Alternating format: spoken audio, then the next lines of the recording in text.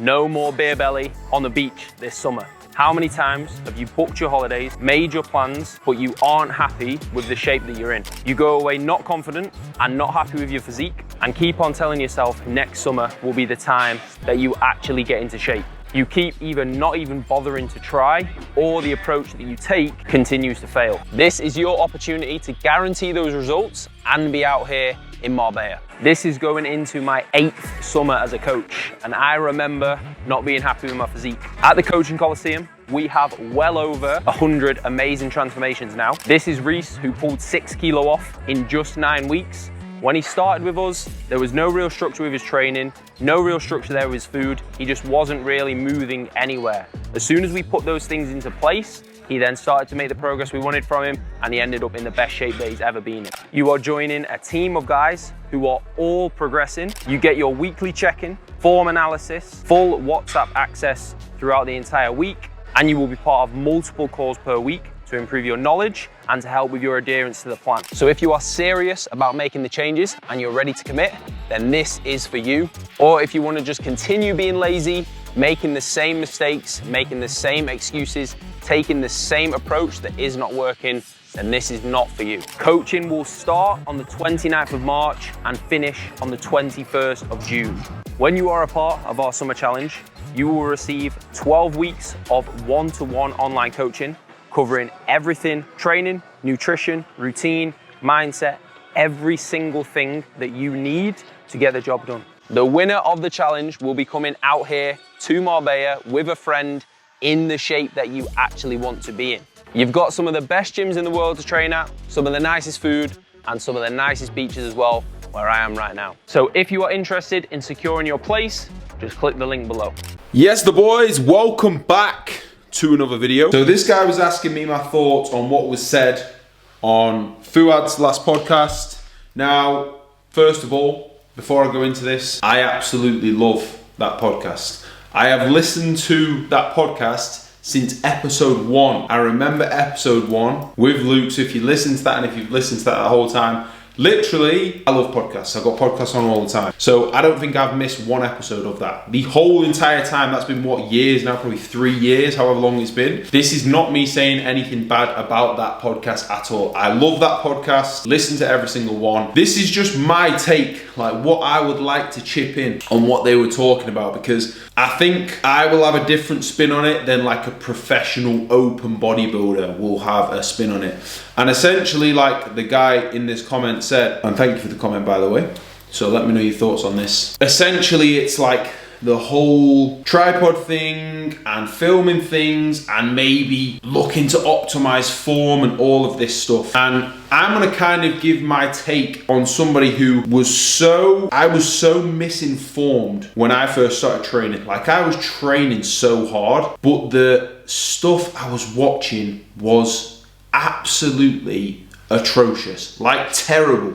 Like, some of the stuff the guys I used to watch were telling me to do was horrific. Like, I was training hard and I didn't progress. So that's why I'm very passionate about it. Also coming up from the standpoint that genetics aren't the best for bodybuilding, so I've got to do as much as I possibly can to progress. And then obviously I'm looking at it from the standpoint of a coach. I need my ways kind of set in stone where I can guarantee someone progress, right? I need somebody to come to me. I know I need at least a base for training that is going to guarantee them some progress there. So that's why I disagree with a few of the points, which is absolutely fine. They disagree with each other a lot on there.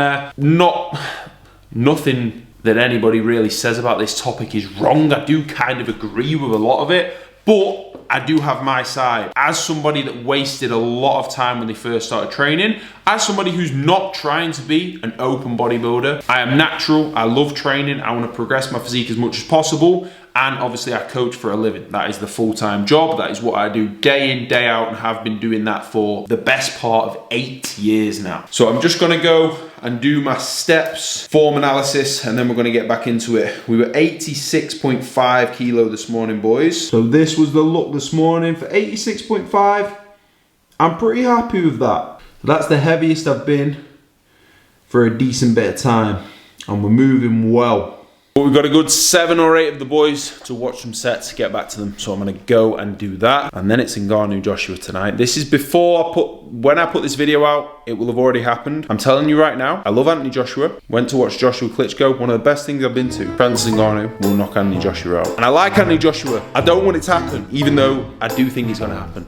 So you can come back and make fun of me if I'm completely wrong. Watch Joshua just steal my points now. But I'm going Ngannou KO. The guy, trust me, like, if you're a UFC fan, you will know.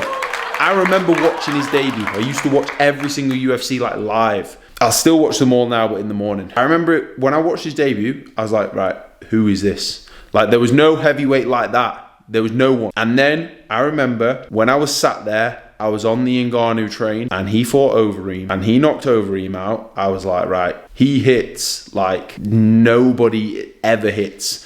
And then Cain Velasquez, he just like clipped him and he was just all over the place. The Rosenstruik one, he just like ran at him and just cleaned him out. Like, it's mad. The power on the geezer is mad. So I'm going Ngannou KO. Let's see if I'm right. Right, boys, how wrong was I? The answer is very, very, very wrong.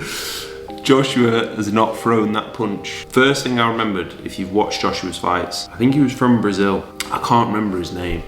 But he was curly, like dark hair from Brazil. I think he was from Brazil. And Joshua just straight right hand smack.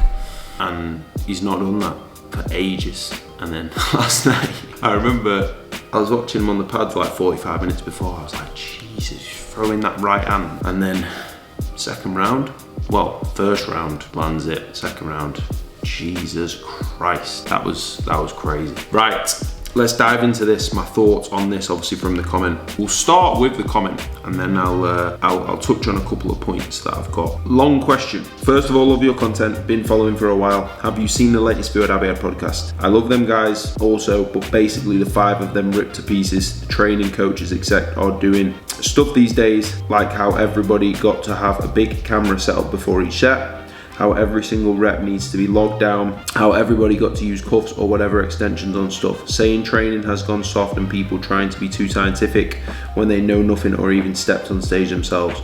Rather than the old days of going in hardcore training and letting your body part tell you how hard, good you've trained rather than what's written down in the logbook. I don't logbook, but I do like to use extensions on certain stuff. I like to mix up training. 1 month I'd smash bench press squat. The next month I'd switch to the leg machine and chest press machine. I love how some people logbook, some just go in and hit the muscle till it hurts.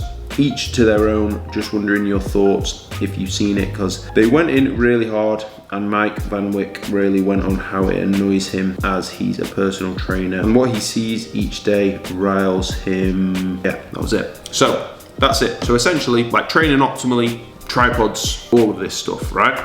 So I've got a good few points to go through that I've got down here. So stay tuned in. Let's go through. Essentially, training optimally, right? There is no need to try and train absolutely as optimally as you physically possibly can. If you enjoy that, fantastic, but don't force that on other people. Don't, tell them they have to do this way, they have to do that way. The reason, again, this is why I'm preferencing this from a coach's standpoint. I need to know biomechanically, the latest research, all of this stuff. I need to be as clued up as I possibly can so that then when I need to apply something, I can apply it. So I might need to know how we can manipulate resistance profiles, why we might need to reverse band something, say if I've got a client with knee issues or something like that. That's when I need to understand those things there. So as a coach and as anybody who's trying to grow or get the best physique possible, I think if you understand, like there's loads of things that I will see and understand, but I don't necessarily use it, right? Because it's a bit too much. So understand as much as you possibly can, and that's where I think the difference is. I think you've got the people who shove it down people's throats and say like, you have to do it this way, you have to do it that way, when that just is not the case. If you understand it, you can apply it. And again, this is why I'm coming from this from a coach's standpoint, right? I've PT'd in the gym for 4 years. I've coached for nearly 8 years. So I've worked with a lot of people, hundreds and hundreds of people. And again, I'm coming from the standpoint of not necessarily the people who are trying to be an open bodybuilder on the Olympia stage, right? So that's my kind of thought process for optimal. Learn as much as you possibly can, and you can apply that. if your quads aren't growing and you see some things for quads that's absolutely like how we can perfect a leg extension or perfect a leg press, then you can apply those things. So apply it. Are you making progress at the end of the day? There are guys who are just genetic freaks. They do not have to understand anything. They are going to grow doing no matter what. That isn't me. Again, I'm coming from this. Genetics aren't the best. It's essentially not wasting time. And that's what I want to touch on here now with being optimal. So if you feel like you're wasting time, you are just going in and just enjoying yourself and doing like loads of, like literally, I used to have to watch like Mike Rashid, people like that, right? I used to do like 10 reps on the bench, strip a plate off, 10 reps on the bench, strip a plate off, 10 reps on the bench, strip a plate off, 1 rep maxes every time, like just going in and training. That got me nowhere, right? When I really progressed my physique was when I actually understood how I can progress training and actually make things a little bit more optimal. So if you aren't progressing, that's where it is. Don't waste time. Like I say this to all my new starters. All of those mistakes I made, yes, some of that training might be, you know, it might be fun and stuff like that, but it got to the point where I was like, right, I'm not making any progress here, so I need to make some changes. And I think that's when you do need to look at things, how can we be a little bit more optimal, right? To guarantee that progress there. So like, I'm trying to grow my arms at the minute. I've grown my arms a lot this gaining phase. That's not come from just going and chucking weight around. That's come from spending time in the lengthen range, spending time in the contraction, slowing down, trying to align everything perfectly and still really take it there. Don't get me wrong, you need to nail down first the ability to train hard, then you can look to be more optimal, right? If you can't train hard first, there's no point understanding, like I said, resistance profile, strength profiles, joint alignment and stuff like this. Like how to actually train hard and take that set there is the main thing, and then you can look into that. So hopefully that makes sense with, as a coach, when I get somebody on, right, okay, I can understand the most, you're trying to make things as optimal as possible and the absolute bare bones of training, just going in, right, okay, how much of that does this person need to guarantee them progress? Because at the end of the day, when someone's coming to me for results, I need to be able to guarantee them that progress. So that's what I'm looking at from that standpoint. With tripods, like at the end of the day, if like I've got this house that I'm sat in, I've, you know, done everything from growing my business online. Like the reason it wasn't there back in the day, and I'm sure it is annoying for those old school guys, it wasn't a thing. You couldn't just get your phone and send it to someone in 2 seconds and post it in 2 seconds and run that. Like it wasn't even a thing. Like I can film a session now, put a YouTube video out, put 5 TikToks on it, put a video for Instagram, and that helps business massively, right? So first of all, again, make sure you actually train hard. If I see someone actually training hard, I don't care what they're filming, because I know they'd be doing that no matter what. I've been able to build a business and essentially change hundreds and hundreds of people's lives. We've got well over 100 transformations now. That essentially all comes from me filming my training and me, you know, basing that around the gym. That's essentially how I've, you know, built an online business. So when the gym closed in COVID and I was PTing in the gym without filming stuff in the gym and posting that online, I'd have had to go and get, you know, either travel really far to PT in the gym, which I just did not want to do, or do something completely different. So you've got to kind of look at it from that aspect. Like in the gym I used to train at, Area 51, I don't mind saying, they banned tripods. I thought it was absolutely stupid. They're just losing out on loads of eyeballs. People acted like I was filming the sets to just go and sit at home and sit here and watch them like this. Like, no, filming the set to use it for good and actually look at my form as well. Like, that's another thing. Like, I've got plenty of clients who film their sets, and this is one thing I wanted to go in with as well, linking this in with results. Like, when you really start to pay attention to how you perform in the gym, that's when, from my clients, I've seen massive changes. Like, I wanted to go into 2 of my clients, Alvin, who's over in Sweden, who's made just stupid progress. He films his sets every single week and sends them to me to look over, right? Got Dean, who's over in Scotland. Again, films his sets every single week and sends them over. Look at the changes those guys have made, right? And that's from me really delving into their training, diving into it, improving it as much as possible, and the improvements they've made are ridiculous. So there is merit to that. Like, you have to kind of have things to stand by as a coach to really guarantee people that progress. And that's why I am big on kind of the way that I train and those principles behind it. And that's with the logbook that I'm going to go through there at the end. So in terms of getting results, if you have a set way that is, you know, is going to work, you tweak it to the individual, it's brilliant. Also, in terms of just going in, so the only times I've ever hurt myself in the gym was when I was doing just training absolutely just crazy, right? So you see a lot of these guys who they swear by, oh, just go in and just shove weight around and just move weight, right? And just go crazy. They've got torn biceps, torn triceps, torn pecs, knees are smoked. They can't train when they're 50, right? I still want to be able to train when I'm 50. Yes, it's all good, like, oh, why are you looking at, you know, again, like aligning things properly and stuff like that. If you're doing a curl and your elbows are battered, again, this is why you understand, if you opt for a single arm curl where you can align everything perfectly and you have no pain and you're going to stay injury free, that's when you've got to go for that. So that is when, you know, not just dropping into the hole and actually keeping a nice controlled change of direction. You're not going to tear anything, you're not going to hurt yourself, you're actually going to be okay in them later years. So that's again why it's a massive one. But then let's delve into logbooking. So again, when somebody comes to me, say they want to grow, right? I can guarantee them they can grow if I program them effectively and I set them sessions up properly and they log their sessions, and we look at form, we look at their training. If their form is standardized, their form is nice and controlled, nice controlled change of direction. So my general rules are, right, the ability to get your breath on your eccentric, have a smooth change of direction and take that to failure and align properly. That's what I'm looking at as a coach, right? So if I can get a client to learn how to take that to failure, set them numbers and then beat that every single time. Again, when I started logbooking, that's when I made fantastic progress. And I've seen that with dozens and dozens and dozens, hundreds of my guys. When you log them sessions, I have a client say for 16 weeks in that first block.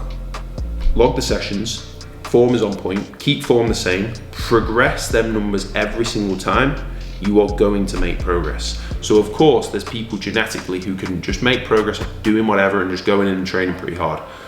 I couldn't do that. I was failing. I know a lot of my clients who come to me, they're doing that and it's not working, right?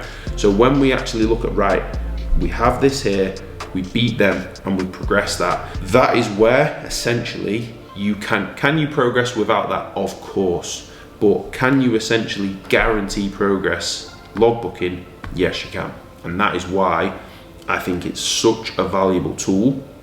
And it's something that if you are not making the progress that you want, then try that, right? If you are not logbooking and you're making amazing progress, unreal. Don't tell anybody you don't need to logbook, you do need to logbook, whatever. I'll never tell anybody you have to logbook.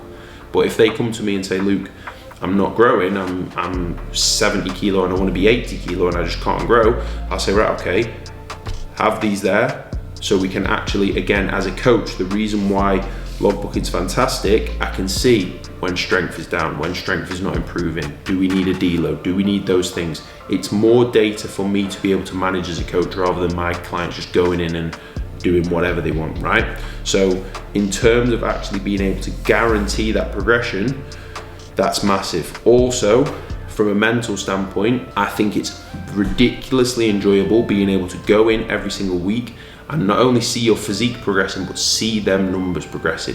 You see what you did in week 1, you see what you did in week 16, you've added weight to all of that, you've progressed all of that, form's got better with all of that. The better you get at training with all of that, I guarantee you will enjoy training more. So go into that optimal side as much as you want to and as much as you need to. The better you get at training, the more you will enjoy that and the better results you'll get, essentially. So that's what I'd say in terms of that. So hopefully that makes sense with my side and why, you know, I film my training, why, you know, I do lean towards that logbook side from myself, genetically not being the most gifted for bodybuilding, and being able to guarantee results for my clients. That is essentially why I'm leaning into all of those things there. So that is my little 2 pence on that. Again, like I was saying, what they said in that podcast is not wrong in the slightest, like at all.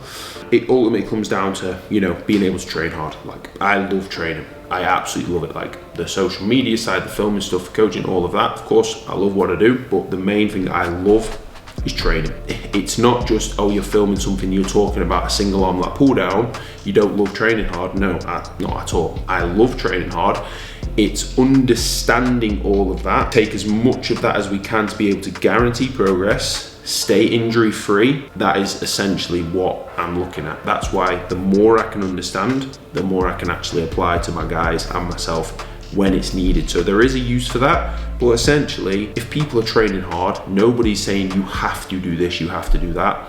I think everybody can be pretty much on the same page and just enjoy training, which is what we all love to do at the end of the day. Those are my thoughts on that. Let me know what you think. Find them in the comments if you want me to break down any other topics like this, and obviously please let me know, because this has been just a very stationary video, so hopefully you're still here. If you are here, please drop me a like, drop me a comment what you think. Make sure you subscribe as well. And as you saw at the start of the video, Marbella Challenge is live. Spaces are open. So if you literally want to win a trip to Marbella, you want them 12 weeks to get in your best shape, literally just send me a message. Check out the link that's in the description, in the bio on all my socials. I'll catch you guys in the next one. Peace.